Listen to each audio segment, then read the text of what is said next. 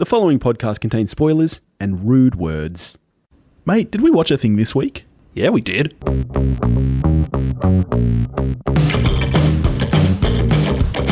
Hello and welcome back to the show. This is We Watched a Thing. Welcome back, unless you're a first-time listener. Then welcome to the show. If you're a first-time listener and you're just like sick for Zack Snyder, maybe don't go back and listen to our Justice League episode. Anyway, hope everyone's doing well. Billy, how are you doing? Mate, I'm doing exceptional. It's good to see you. How you doing? I'm well. Before we go any further, I need to touch on something that we didn't do last week. You'd given me homework, if you recall. Oh. You'd given me homework. You know I have a shocking memory. It had to do with John Wick. Hang on, let me try to remember this.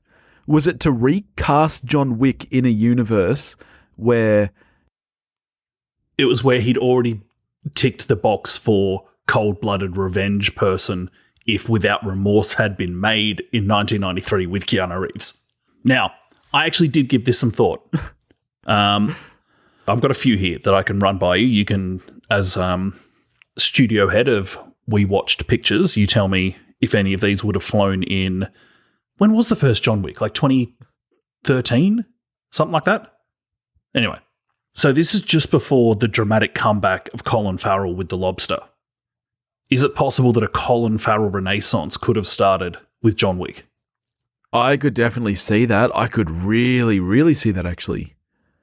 Like, now, no way. Colin Farrell's doing his weird dramatic shit, and I'm loving it. I'm totally here for it. But I think Colin Farrell potentially works because you need someone with enough age on them. Colin Farrell's by no means old, but he's got enough salt and pepper going on there that I'd be there for it. Jamie Foxx. Yeah, I could. 2 years after Django Unchained. But then you're like, you just did a revenge thing where you shot a bunch of people. Is it too easy to just slide into another one? Even so, I still think Jamie Foxx would have been a lot of fun. Yeah, because then he just becomes the revenge guy. Yeah. That's like actually being filled by mostly people like 20 years older than him. Like Liam Neeson. I mean, Denzel loves it. Liam Neeson, of course, loves it. Yeah. My man Idris would have been cool.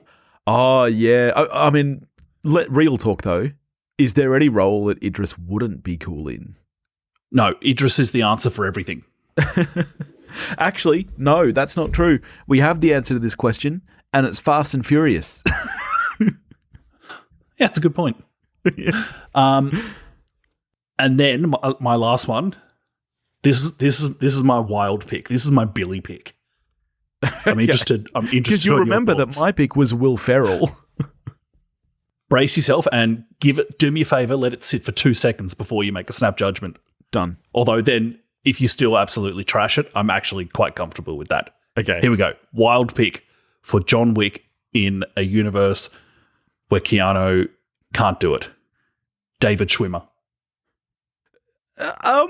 You know what? I don't hate it. We've seen Mad Ross, we've seen Mental Geller, which I think these days is un-PC to say, but quoting the show, yeah, we've seen Red Ross. I don't hate it. You threw away my sandwich. Maybe that's the trigger. No one kills a puppy; they just throw his sandwich away.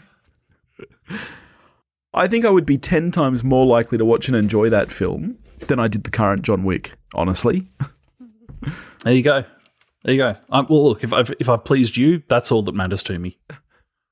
All right, well, now that we've spent at least the first half the show talking about not even mentioning what movie we watched, what did we watch this week, mate? We watched Army of the Dead.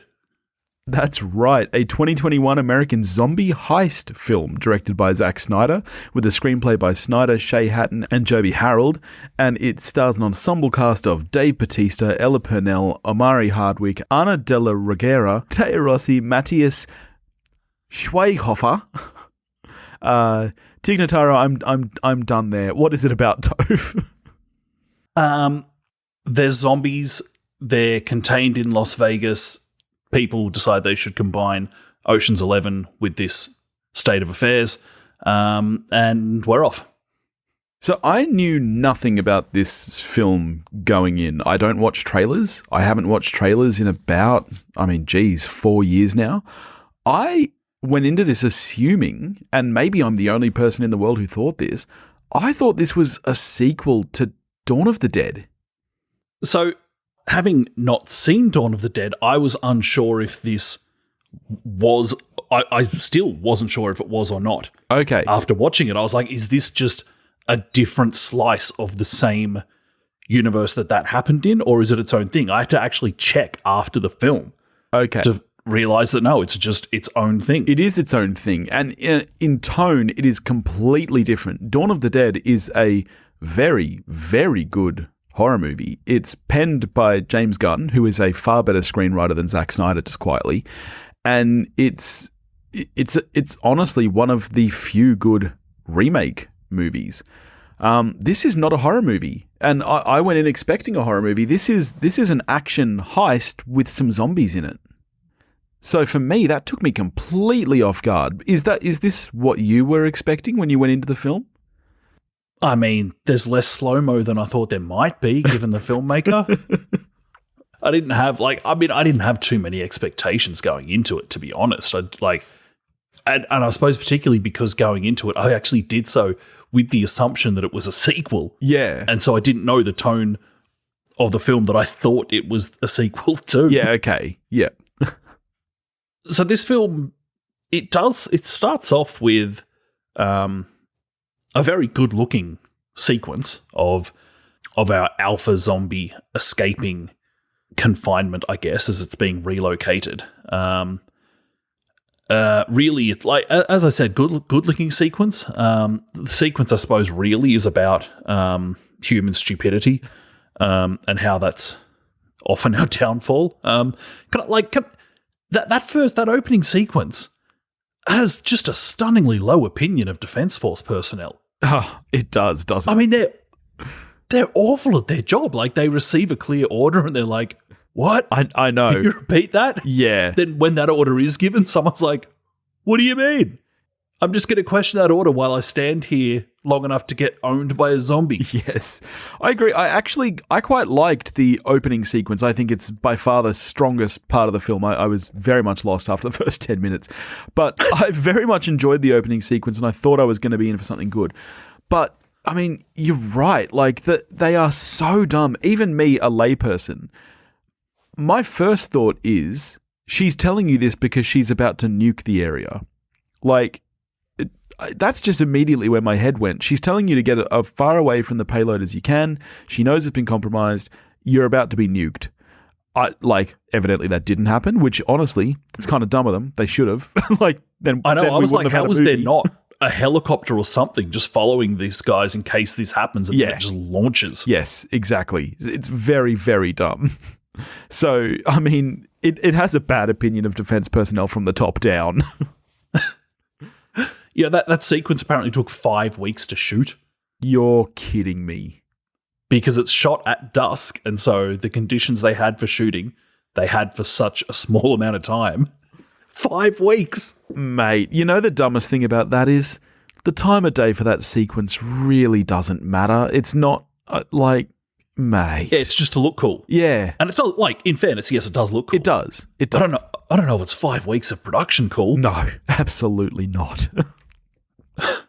Some pretty sweet exposition in that scene, though. Just a random conversation. Hey, so what are we hauling? Yeah. Which I bet is what they talk about. Oh, absolutely. And then the really subtle code names of this is the 4 horsemen calling in. I know. And that's when you know that no one in defense or military was consulted, because they all would have been like, what the fuck is that? The 4 horsemen. Mothership, we need you. We then get a quite lengthy opening credits sequence. Very lengthy, isn't it? Yeah, and it's a lot. Some of it's quite fun. Well, here's the thing. I was a bit confused because at first I thought it was a fun credit sequence.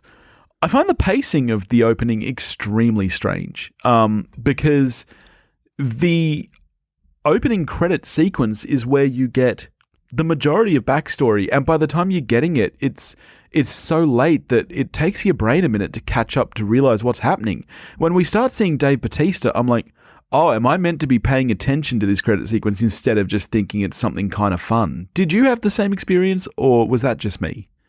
No, I think I probably had a fairly similar experience to you. I was like, okay, it's just a bunch of little fun vignettes of people getting mauled by zombies, exactly. Which is fine. Yeah. I didn't actually realize that I was meant to be paying that much attention to it. No, exactly. So then when you get into the film proper and you're like, okay, all right, so I guess Dave Bautista did something? Can I just say that there's one moment in that opening title sequence, the guy who's parachuting and he's just falling towards this herd of zombies. That is such a great idea and such a cool idea, like such a great setup for a scene. I was like, this is too good to be wasted in 18 seconds of a title sequence. Yep, agreed. Like, so I'm like, okay, props, that was actually really cool. And then I was like, but no props because you blew it in the open. That would have, no, boo. Yep, absolutely. So then we get into the story proper where our guy, Dave Bautista, is offered a job to go and do a Danny Ocean and take the money from a casino vault, which the insurance company has already paid out on, by the casino owner, this film's Andy Garcia, yep, who decides not to tell them the combination for the safe. Yeah, I know, right? He owns the casino. Why do they need a safe cracker? Give him the key, mate. I'm sure there's a physical key sitting around somewhere.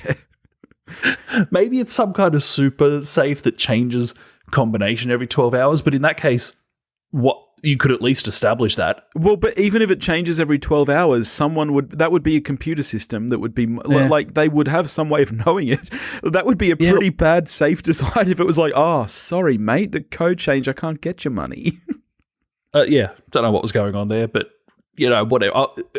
When that happened, it was like, okay, look, provided it doesn't get in the way of a bunch of sweet headshots of zombies, who cares? Yeah, who cares? Let's see what happens. Now, here's the tough thing with seeing what happens. Yes, we've spoken about this already today when you were watching the film and messaging me going, "How's the depth of field in this movie?" Yeah. Yeah. And you messaged me and said, is this whole thing shot at like f1.8? Yeah. I did a little bit of digging today, Billy. Did you? I have found out the following. Okay. In the lead up to this film, they had special lenses made that went to like 0.4. Zack Snyder, who acted as his own director of photography. Oh, he did? Oh, I did not know that. That makes a lot of sense. Yeah, that was one thing I noticed in the opening credits okay. When I wasn't looking at a parachute scene that was too cool to be used up in the opening credits. That makes a lot of sense. So, in the lead up to this film, Zack Snyder was hitting eBay pretty hard, buying up all of these specific Canon lenses from the 60s. Yep, okay. That have a nickname of, I believe it's the Dream Lens, because they have this kind of dreamlike ethereal quality to it, or at least that's what people want in them. They're photographic lenses. Yeah. They're quite small. They're 50 millimeter lenses. I was going to say, but they're obviously primes. Yet they are, in this film, apparently almost every, and this is apparent when watching the film. Yes. Almost every shot in the film is used with these lenses wide open. Yeah, even wide shots, which is very strange. Let's kind of, I feel like maybe we've been a little bit too technical here, so let's go right back for a second. What we're talking about is the aperture of the lens, which is the amount of light that the lens lets in, correct? You're the lensman here, not me. The more open the lens is, the more light that is hitting the sensor, the less of the image that is going to be in focus. That's correct. So in this film, in every scene, like a person's eyelash will be in focus, yep, and the neighboring eyelash is not. That's right. Focus is that small. So when you messaged me and said, is this whole thing shot at like f1.8, which would be a fast lens opened all the way up. Yep. These lenses that he was buying up go to f0.95. Wow. I've never seen anything like that. The problem for me is that, okay, here's the thing. It has what people call a cinematic look because you used to only be able to really get depth of field with, proper cinema lenses. Like on your old home video camera, you weren't getting depth of field. Yeah, the problem there is that the sensor in a home video camera wasn't big enough. Yeah. To allow for that. And then once people could do it with DSLRs, they went fucking crazy. That's right. So for me, and I think we've spoken about this before, for me, it gives it a very film student look where it's like, hey, I can make it look like this. I should do that. For me, shallow depth of field like that works much more in a heightened drama piece where you've got people talking and you've got a lot of, close-up shots. This film there's a lot of wide shots here that are still very, very shallow. Yeah, you'll have like a shot of 4 people having a conversation. Yeah. And someone's got the poor bloody first assistant camera operator is having to pull focus every time someone talks because even someone standing right next to another person is so deeply out of focus, and then to add to that, almost every shot is handheld. The problem for me too is that it's like that even in action scenes. So it's really, really hard. Well, for me anyway, I'm old these days and I've always had terrible eyesight. But when there's a fast cut action scene and you're trying to follow it, it's hard enough without worrying about what's in focus for me. And all I could think of is the poor visual effects artists who had to add anything digital into this and etch around that focus and match that focus. It would have been extremely difficult. And so you said it, like people think that a shallow depth of field equals cinematic. You know what's also cinematic, I would argue? Seeing what's in a scene and being able to follow it with a sense of the space and the action. Yep. The thing I was reading today about the Canon Dream lenses that he was buying up is that people either love the look of these lenses or they hate them. Like no one's on the fence about it, as this article said. And I was like, okay, yeah, I get that because I fucking hated it. Yeah. And I actually thought that the bokeh that this lens gave in this film, I thought it looked like portrait mode on a smartphone where it digitally makes the background out of focus. And I found it, I kid you not, I found it hard to look at this film sometimes. Same. And to make it worse for me, the look isn't even the worst thing. I thought I might have seen my worst film of the month last week with Woman in the Window. This tops it for me, I've got to say, because the first 10 minutes had me a little bit pumped. I was like, oh, cool, I'm in for a fun ride. After that point, for me, the fun completely stops. And this film kind of loses what it's I feel like this movie thinks that it's dumb fun, but it takes itself so seriously that you as the viewer are kind of expected to take it serious as well. And you can't. I don't care about these characters. I don't give a shit about anything that's happening on screen. And I kind of feel like even the zombie action stops being fun after that opening sequence. Maybe I don't dislike this film as much as you, because if you asked me what do I want to watch, if I had to watch one again, The Woman in the Window or Army of the Dead, I'd probably pick Army of the Dead, despite the fact that it's 45 minutes longer, and that in itself is just inexcusable. Why is this film almost 2.5 hours long? It's ridiculous. So we get to a point in this film where we're like, okay, there's no way known to God I'm going to dislike the next 5 minutes, because I love a team coming together. I love it. It doesn't even have to be well done. I know I'm going to be in on it. This was dull AF. Yeah, absolutely. Absolutely. Look, I'll give props where props are due. I think most of the acting in the film is atrocious. To give Dave Bautista credit, I don't even think of him as an actor, and yet I think he's doing okay here. I think he's doing the absolute best with what he can. The only other, person that I enjoy in this film is Tig. Did you know, though, that she filmed her scenes completely alone? Every scene she's in is digital post. She was on a green screen for everything. Having replaced a comedian who I believe got in trouble because of the age of people he was consorting with. Am I right there? I believe that's what I read today. I can't say I knew who he was, but... No, neither do I. So he got chopped out of the film and replaced with someone who has the best energy of anybody in the film. Easily. She's the only one bringing gusto. She's the one just doing it by herself. Yeah. And also, she's usually known as quite a deadpan comedian. So her shtick is to be kind of dull. And yet here she is bringing easily the most amount of energy out of anyone. And she's standing on a green screen by herself. Did I just miss it in the film? Or was it not explained? What's the rationale for this kind of almost refugee camp being situated right next to Las Vegas in the film? Why are these people there? There was one scene. I almost missed it too. There's one scene very early on. There's a news report at one point on the TV. In fact, it might be like a morning show type thing. And someone is whinging about how the government has there's kind of a debate going on. That's right, because the government has been, I guess, like temperature checking people and putting them in this camp, claiming they're zombies even though they're not. That is the only reference, to my memory, in the entire film. And at the time, again, it's before you see the camp. It's so out of context. I think Dave Bautista's watching it when he's grilling the burger, when you very first see him before he gets approached about joining the team. And it just, zero. It's so poor. Yeah, fair enough. I just kind of forgot about that. Yeah. Geez, here we go.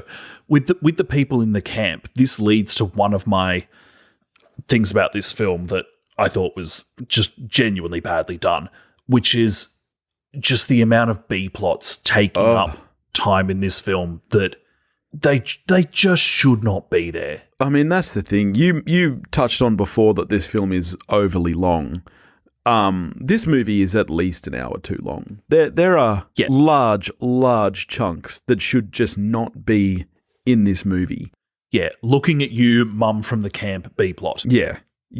Even, the number of people who form this team and go in, even with this film being 2 hours 25 or whatever it is, we don't get enough from any of them to care. So why not cut that team in half?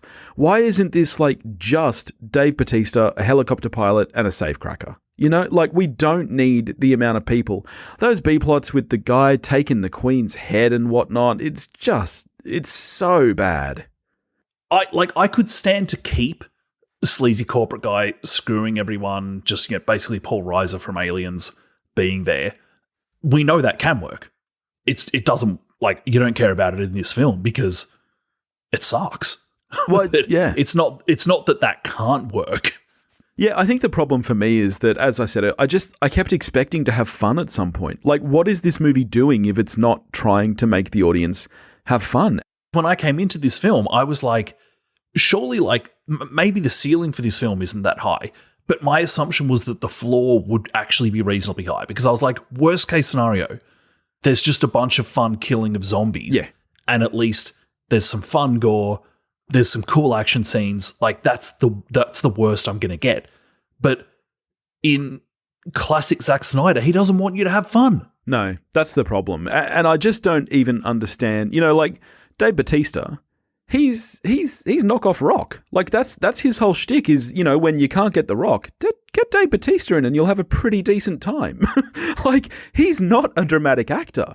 You say that not having seen, though, Billy, I'll pull you up there. You say that not having seen Blade Runner 2049. Okay. Where he is really, really good. Okay. All right. Put Dave Bautista in some weirdly small glasses at the beginning of the film, and it turns out it works. I just to me, it's if you're going to cast him, let him have fun. Why is this a drama all of a sudden? Why do I care about him and his daughter? I don't. And what's with letting her, everyone else is has arm guards on, armed to the teeth, and then his own daughter, and she's like, oh yeah, you just stay in that tank top, you'll be right. Yeah. Shall we talk, since this is a Zack Snyder film, shall we talk needle drops for a second? Oh, Jesus. Okay. Now, you messaged myself and our good mate Sam Hurley from Movie Reviews and 20 Qs, but I forget exactly what the message is, but you were having a bit of whinge about the needle drops. Yes.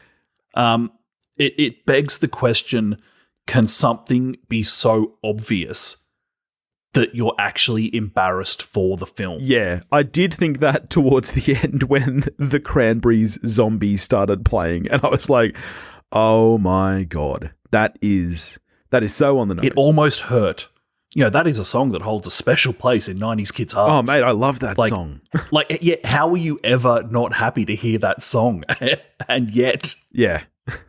Yeah. Also, not about literal zombies, Zach. Not really about zombies. It's more about like, you know, Nine Inch Nail fans kind of zombies. No, I love that. So I will admit though, I didn't hate all of the needle drops in this film. And let me preface that by saying this. As I mentioned before, I'm an old man now. I can barely see. I can also barely hear. So I watch a lot of movies these days with subtitles on. The fun thing about that is that like half a second or so before the song starts, the subtitles come up, you know, with little music notes letting you know what's about to play. Yeah. So you kind of get yourself... They take you less by surprise and you get a little bit more pumped for them. You're like, oh yeah, I could go some Elvis right about now. I'm going to stand up here for one scene in the film.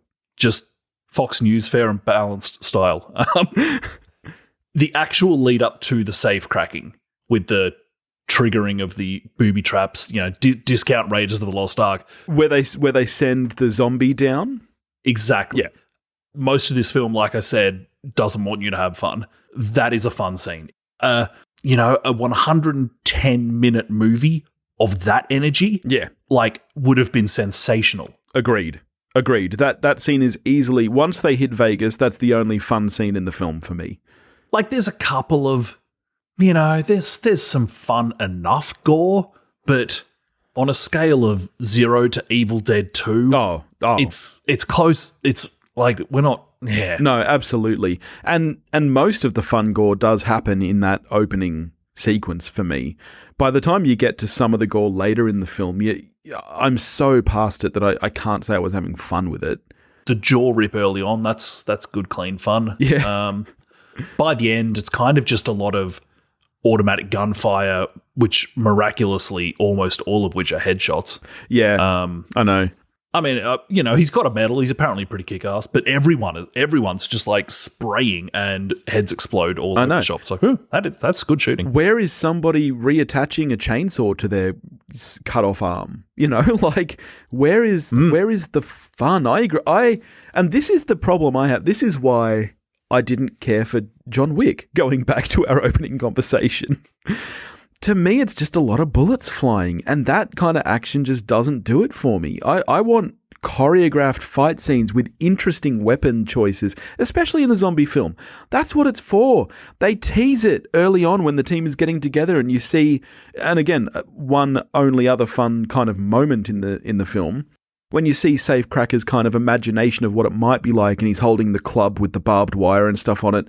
Why don't we get that in the actual film? All right, it sounds like you're slightly more positive on it than me, although maybe not much. How are you scoring this? 3 out of 10. Not a good film. Yeah, I'm a 2. I just had so little fun with this film when it really got my hopes up in the opening 10 minutes that it might hold that kind of energy. But much like other recent Snyder, it's just grim, but not. I don't know. You wouldn't say this is a dark film either. It's not. It's just kind of nothing. It's like the porridge of cinema. Now that I check IMDb, I actually have this. I stretched to a 4 out of 10. I mean, like, porridge can be good. Don't get me wrong. You add a little stewed apple to it, maybe. You get. I mean, you know, you add a couple of scoops of. But mostly, Milo. you're kind of doing it because you know it's good for you. Well, that's right. This isn't good for you. This is just shit. Yeah, that's right. All right. And likewise, you're a 3 out of 10 on. Yeah. I was wrong. We're all over the shop. You have no idea what we're doing. Mate, nearly 200 episodes in. We don't have to keep track. Yeah. Oh. We both think it is subpar. Yes. That much we know for sure. That's the key takeaway from this. All right, in the meantime, if you want to get in touch with us, you can do that at wewatchedathing.com or wewatchedathing@gmail.com. You can find us on Facebook, Instagram, and them Twitters, all under the handle @wewatchedathing. If you want to help support the show, you can do that over at patreon.com/wewatchedathing, and we'll catch you next week. Watch a movie, folks.